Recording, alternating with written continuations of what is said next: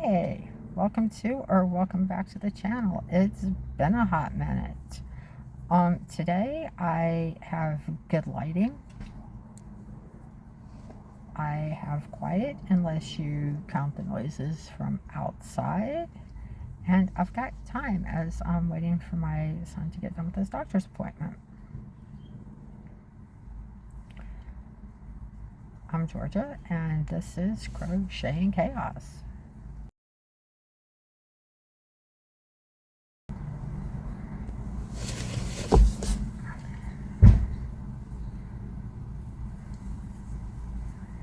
So why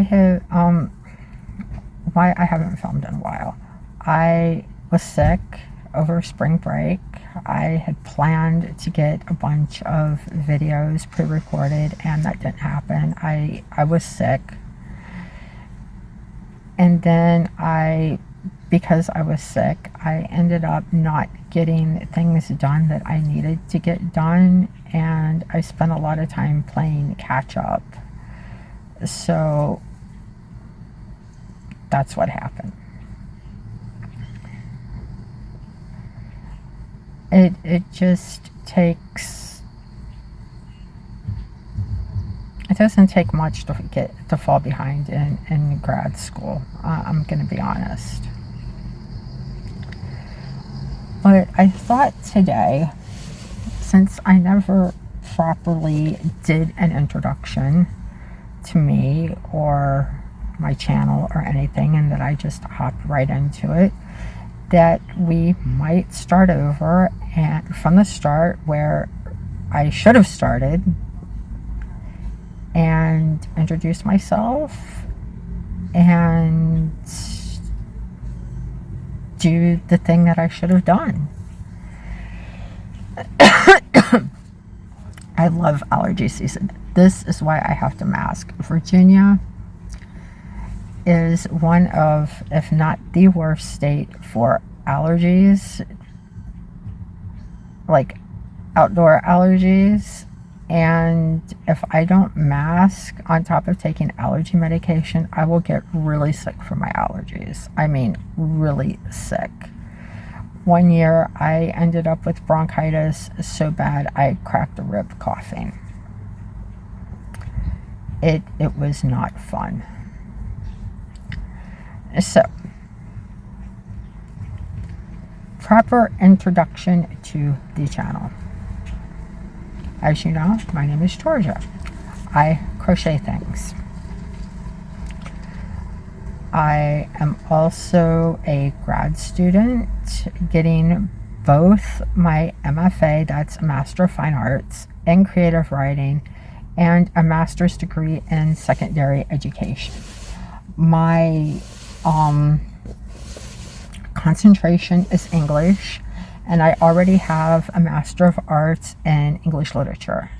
I did my undergrad also in Creative Writing and English Literature and Religious Studies with a minor in Social Justice. No, I didn't get 3 degrees during my undergrad. I was a double major.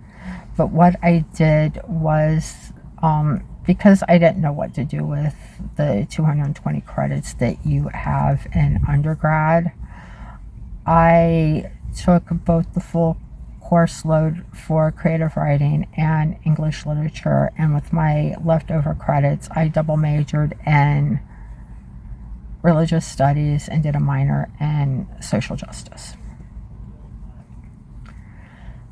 So that is what I'm doing with my life. I'm a full-time student at the moment. I am hoping to teach high school English. This was my plan B, but given the state of the world, like, plan A is not going to happen anytime soon. When I did my my MA in English, I also got a grad certificate in folklore, and I was hoping to use that certificate and my degree to do something folklore related. And with our current administration defunding this, that, and the other, one of the things that went was the organization, the nonprofit that funds folklore programs. So much money was cut from the organizations that I would have worked for using that degree, or that certificate, rather. It was the difference between a grad certificate and a master's is basically a capstone course and a thesis. Well, the thesis is part of the capstone course. So, yeah. That is my educational background. That is what I'm doing. This is why, like, sometimes you will hear me talking about teaching. I did my student teaching at a Title I high school last semester, and it was quite interesting. I am a huge advocate of teaching folklore as part of the English curriculum in high schools, because one, the books that students would be reading allows them to see, allows them, when I say them, I mean underrepresented communities. It allows them to see themselves in books. The example that I gave my secondary education professor yesterday in class was, during the first semester of my MFA, I took a bunch of books that I had duplicates of into my one MFA class, and I told people to take them, that if they didn't take them, they were going to end up in a little free library, because this is what I do with books that I end up with duplicates of. I just give them away. And one of the books, I can't remember the title of it. The student that took it is Malaysian, and she was reading the back jacket about the author, and she discovered that the author was also Malaysian, and she was just so excited. And this is coming from a master's student, so she was at least 22 years old, and she had never seen that kind of representation of her people before, of her culture, and she was very excited. And I think that in a public school setting, in a high school, that students should be able to see themselves in the books that they read. And this, my yarn knotted. So I am a very big advocate of this. And during my folklore program, I did an advocacy project on teaching Indigenous African speculative fiction as part of the English curriculum for this very reason. It allows students to see themselves in books, and it introduces other students to other cultures. And quite often that would be the cultures of the other students in the classroom. So I'm a big advocate of that. And so when you, like, going forward, if I start talking about this, that, or the other, you know why I'm talking about teaching, you know why I'm talking about books. But that's another thing. I am an avid reader. And when I say an avid reader, I read everything that's not nailed down and If I don't have a book, I'll read the back of a cereal box. Like, I don't care. I read everything, and I have a library of over 1,800 books. It's insane. This is why I end up with duplicate books, because I often forget what I've bought, and I do have an app on my phone that allows me to keep track of things.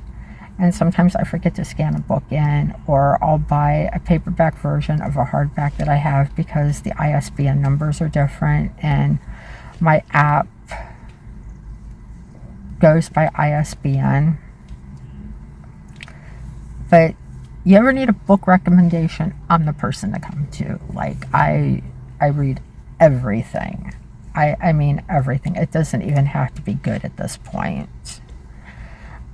When I have insomnia, which is a big thing, I get it quite frequently, I will read celebrity biographies. I will read bad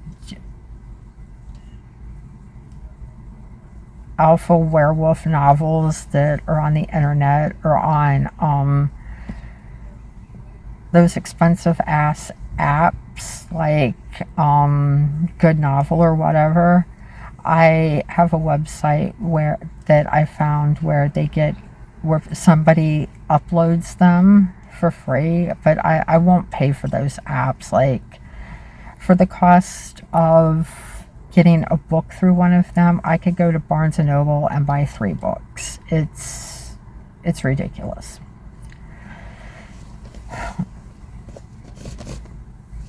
I am currently working on a mesh t-shirt for summer because it's hot here. And I think I've got 2 more rows I want to do before I change colors on this. It's going to be purple, white, and green. This is like my favorite color scheme. It's also the color of the genderqueer flag, which fits.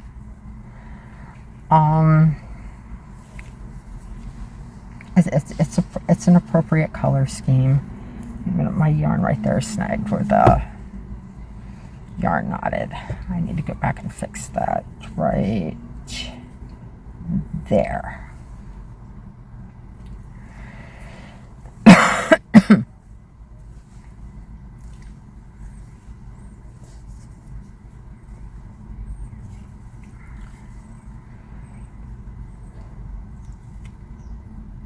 So that's what I'm working on. I'm also working on a giant drift loom. And when I say giant, this thing was only supposed to be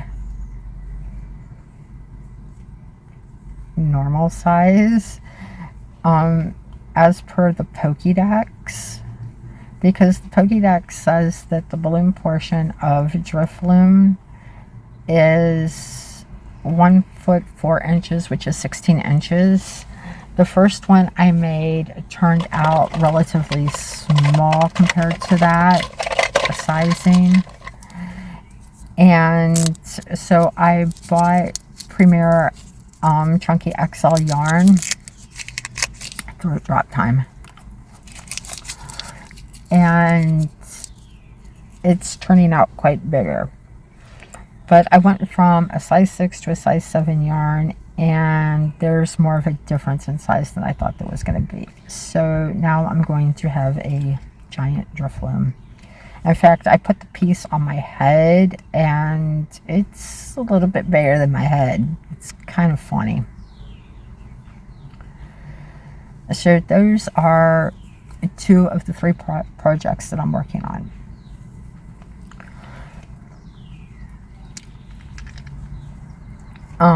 Before I get into the 3rd project, because I want to have a discussion about this, some other information about me.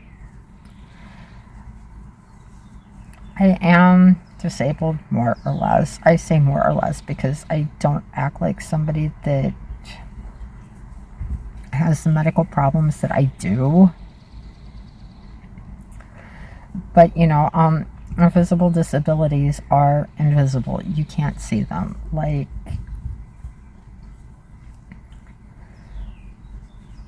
For example, like I have COPD as part of one of them, which is part of why I have to mask when I'm outside, because I do get really sick from my allergies.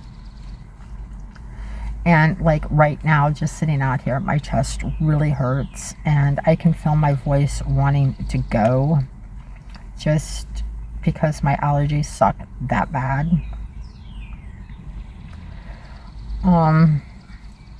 I have fibromyalgia, which I am always one fibro flare away from everything going to hell. When I say that, like a fibro flare will put me down and I literally cannot do anything because of the pain and the cognitive inability to even remember my name.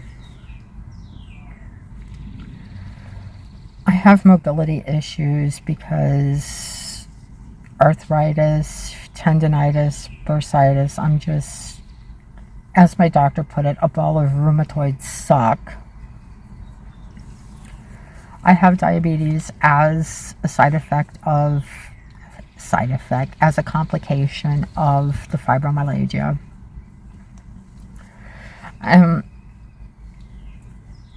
I'm rather open about my medical issues. If anybody has any questions, like, feel free to ask me. I will answer. Like, I don't care.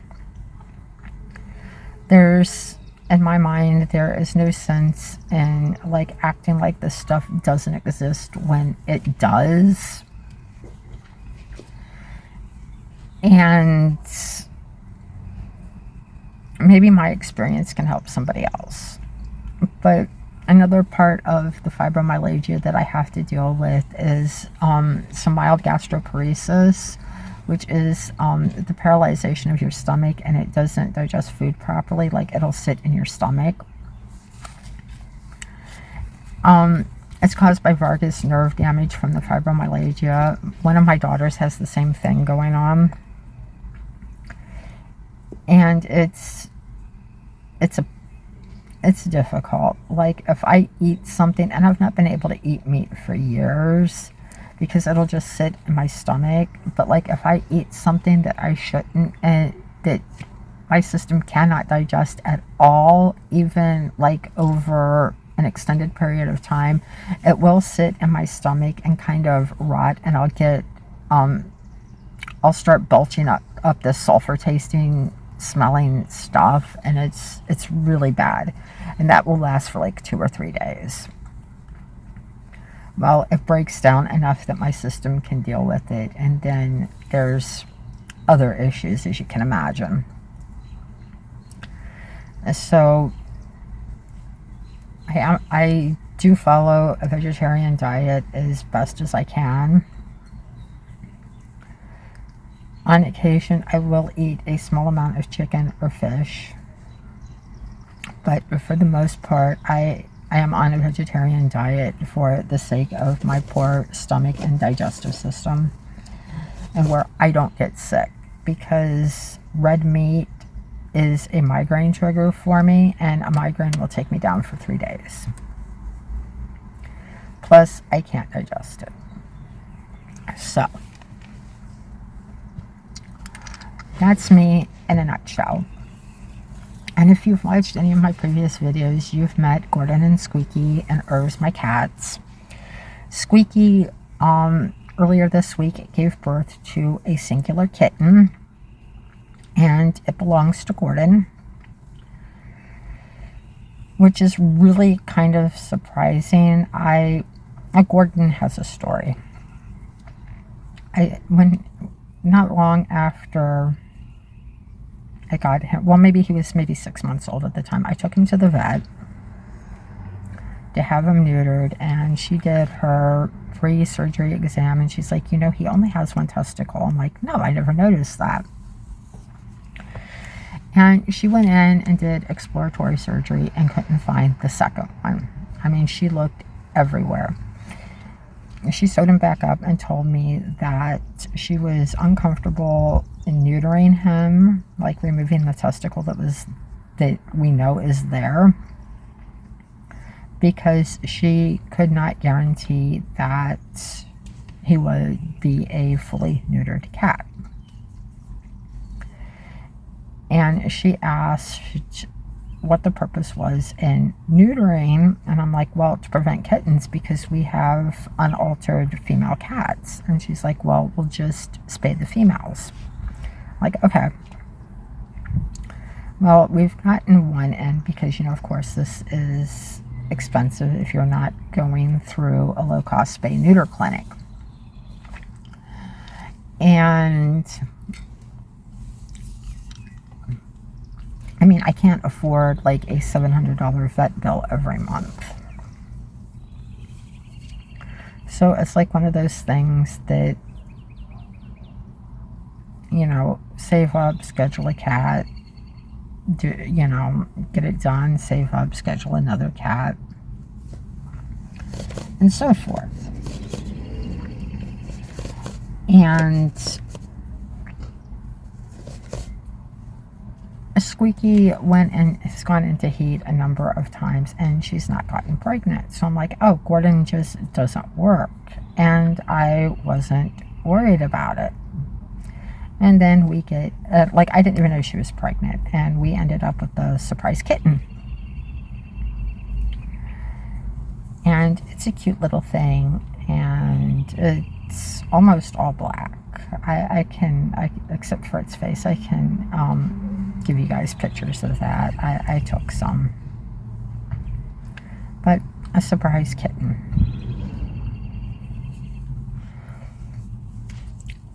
So that happened.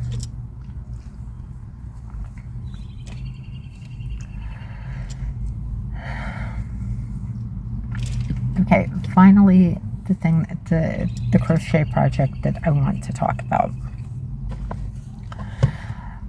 There is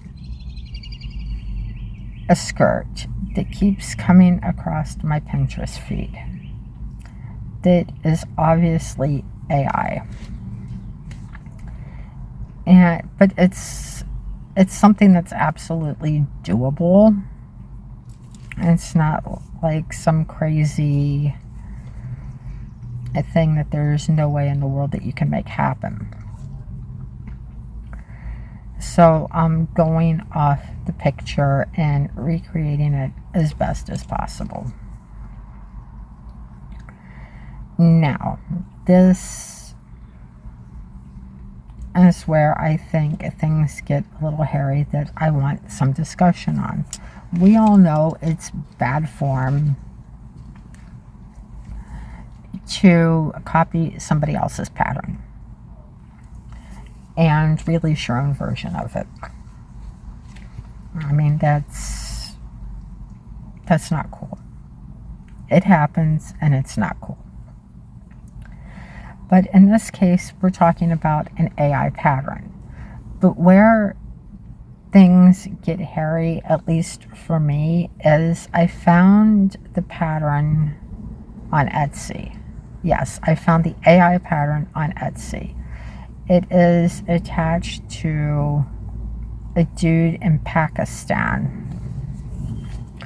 And he has like a lot of AI patterns up.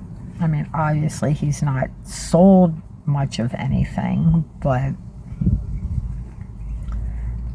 the matter still stands. This is technically his pattern, even if it is AI. So what do you guys think would be the protocol for creating or recreating this skirt into a usable pattern that's not AI and sharing it? Now, I don't know if I'm going to put it up on a free blog or if I'm going to put it on Etsy or Ko-fi or what. I haven't decided. When I say put up on a free blog, I mean put it up for free on a blog. I have let my blogging domain expire. Like it was getting a little unreasonable to pay for my hosting.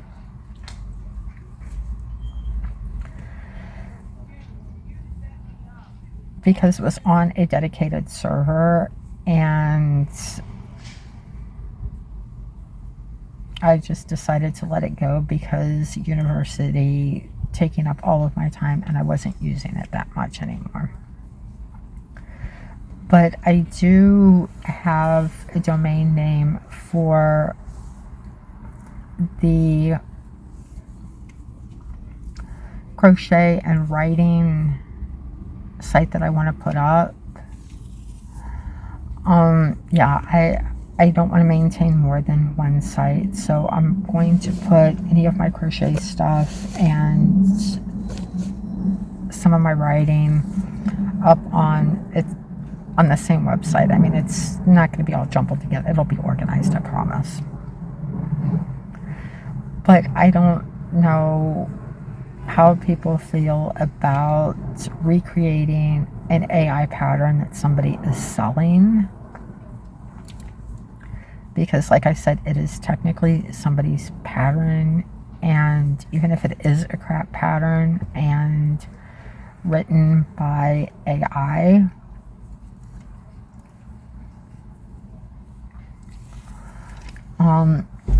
thoughts, opinions, discuss, please. And with that, I have some video clips to insert here of projects I've finished in the last week and of a yarn haul. Well, not really a yarn haul, an order from Premier Yarns. It's, again, I've failed with my yarn buying ban while I work down what I already own. But in my defense, I did need some of the yarn to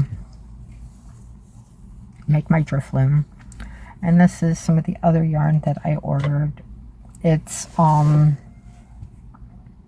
size 2 cotton. I forget what it's called. It'll be in the unboxing.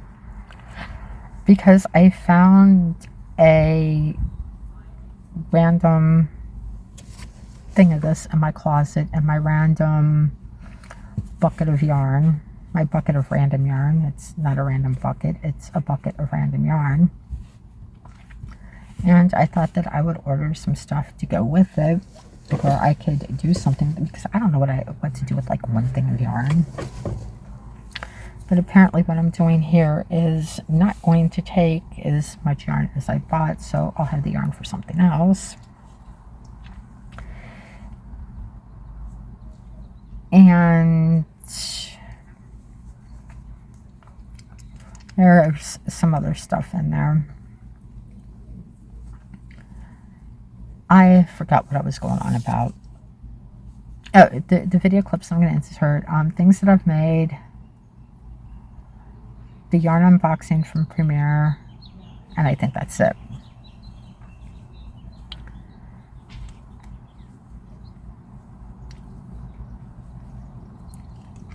And I think going forward, this is how I'm going to organize videos from now on. Just a bit of a chat at the beginning. I mean, this one's a little bit longer than they'll probably be going forward, but a little bit of a chat in the beginning, things I'm working on, or like something I want to discuss, like, is it okay to recreate an AI pattern and share it, even though somebody is selling the AI pattern? What are the ethics there? And then video clips of whatever I've worked on that's finished. I think that's the best thing to do. It'll keep the length of videos down, hopefully, because we both know that all of us know, everybody watching this knows that my videos get to be kind of long for whatever reason. And I don't think everybody wants to hang around for like an hour or more of me just babbling on about whatever. But yeah, I think that's how we're going to do things going forward. And this is how far I just doubled this up, I've gotten on this mesh shirt.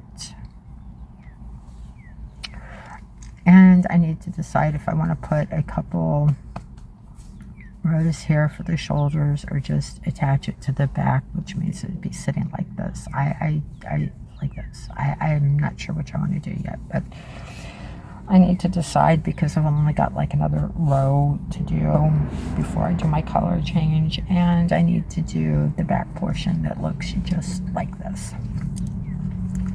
So that's something I need to decide on here quickly.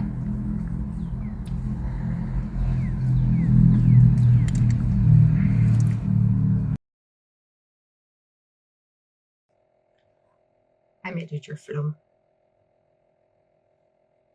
There's his feet. Well, at least I call them feet. I know they're like the ends of the string. Like, I don't know why he has two strings. I have questions about Drifloon. And how is a Pokemon that is 1 foot 4 inches and only weighs 2.6 pounds able to haul off children? I know I shouldn't be overthinking Pokemon, but here I am. I made this guy, and I keep complaining that he's too small because I looked at the Pokédex entry and it says 1 foot 4 inches, and this guy, before I sewed his head puffs on, was only 7 inches, so he's like an extra small Drifloon. And I want like a full size Drifloon with like the balloon portion being the full 1 foot 4 inches. That's what, 16 inches. I'm not converting that to centimeters. I know. But, and everybody keeps telling me he's huge, he's huge, he's huge. He's not. He's an extra small Drifloon, and I stand by this. But so I'm going to be picking up Jumbo Premier Parfait, like the Premier Parfait XL. I know what I'm talking about, and I'm going to make another one, and it should turn out the size that I want. But this is the first one, and yeah, he's good. He's good. Now I need to make my Ditto friend because he needs a Ditto friend. I'm just saying. Does anybody remember back in the day when vlogging first became a thing, and one of the trends was to do a video filming what's in my bag and then tag somebody else to do it? Well, we're going to do a what's in my bag.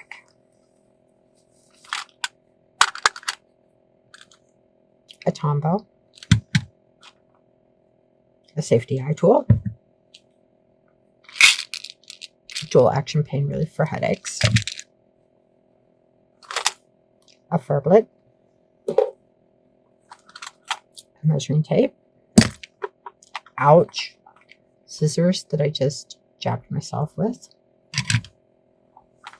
a stapler. This is a really cool stapler too. It'll go through 25 sheets of paper. It's amazing. Highly recommend. They're little googly eyes that you wear on your finger. I bought a bunch of these. I bought like 150 or so of these to make craft things with, and I've not gotten that far. Like, people crochet around them and make things like weird looking octopuses and stuff, and I want to do that. A backup phone, washi tape, and partial skein of yarn, and a pencil. Okay, now let's talk about this bag. This is a Japanese knot bag, and how these work is you have a long strap and a short strap, and you put the long strap through the short strap, and you carry it around like this. And, you know, it's great for putting, you know, like those little things in here that you need to carry around, like your keys, your wallet. So yeah, this is Sweet Softies Mosu bag pattern, and I will leave a link in the description for this. It calls for a different yarn, definitely a different yarn than what I used. I think it recommends a size 3 and specifically 24/7 cotton. If I remember, that is a size 3, but that's not what I used. I used this. This is Premier Candy Shop. It is a size 5 cotton, and the back, it uses a moss stitch. So it's stretchy, and as you've seen, like, I threw a lot of stuff in here, including a stapler. But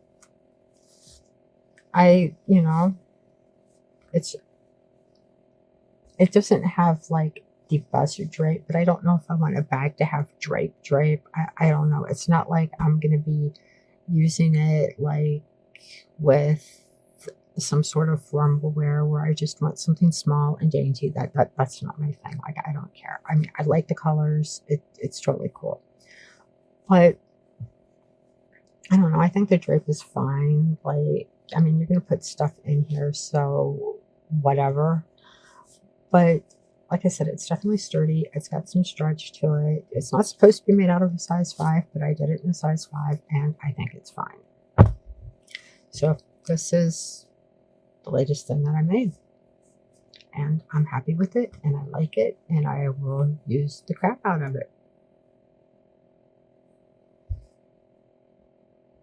Candy Shop, size 5 cotton, Premier Yarns. Comes in a bunch of colors. I found this really cool Mothman t-shirt at Hot Topic. It's like this crop thing, and I got it a size bigger where it wasn't so belly showing, and I added wings. Now, actually, they're bell sleeves. This is the first time I've done bell sleeves, and I love them, and they will be great for the warm weather.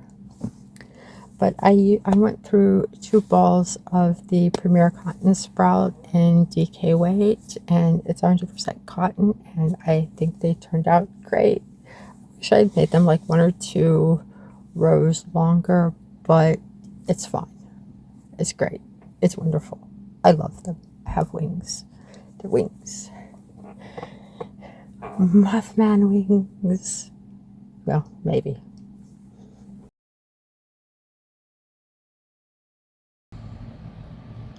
I've misplaced my ring light again, and this is the second time I've tried to film this unboxing, so my box is already open.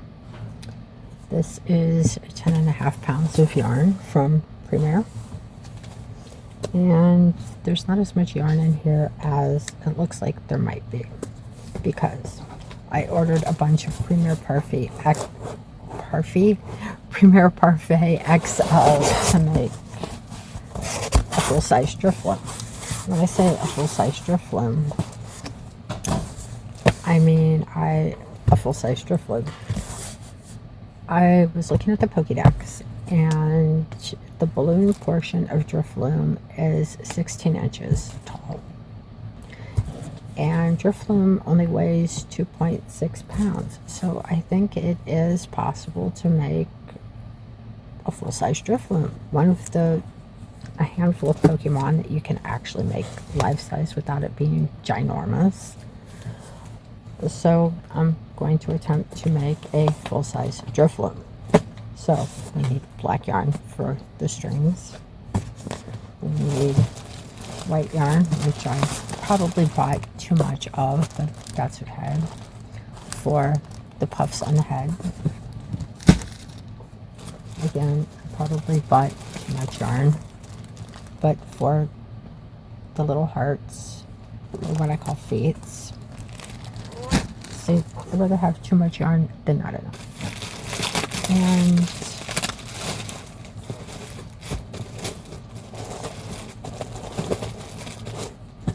there should have been 3 of these, I think. Maybe there's just 2, but this is the purple, and I swear I ordered 3 of these, but maybe not. Hopefully that's enough. Okay, I wanted to try out the reply, so This is recycled yarn, so I've got it in green and purple. Looks like I bought 5 of each. This color is, what is this color? I think this is called mint. I don't know. Yeah, it's called mint. Oh, that smells nice. This is recycled acrylic, cotton, and polyester. That's nice, and it's a DK wave, which is even better. Okay, there's that. Some purple Premier Parfait, chunky, because I have no purple. And I had to go to Michael's and get purple yarn to make my first gift ring. Right now I'm worried about this, that I only got 2 of the lavender, because this is only like 87 yards. I hope that 2 of those is enough, because I have no idea how much yarn the pattern takes. It doesn't say.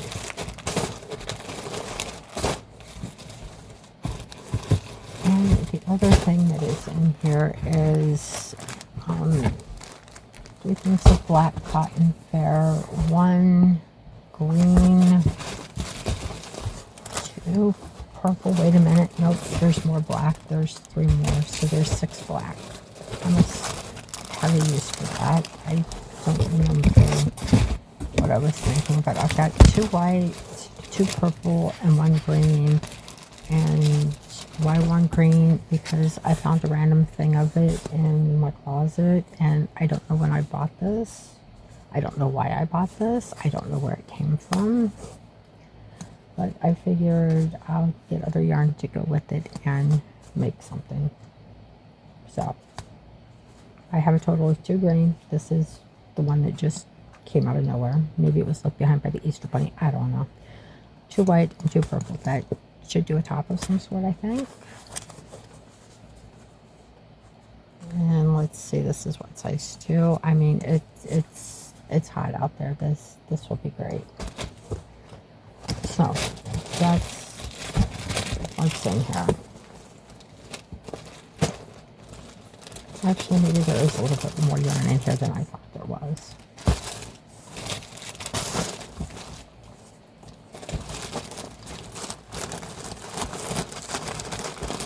It's fine. I just have to find a place for it. It's fine. Thanks for joining me. Like, comment, subscribe, do whatever it is you do, and I will see you in the next video.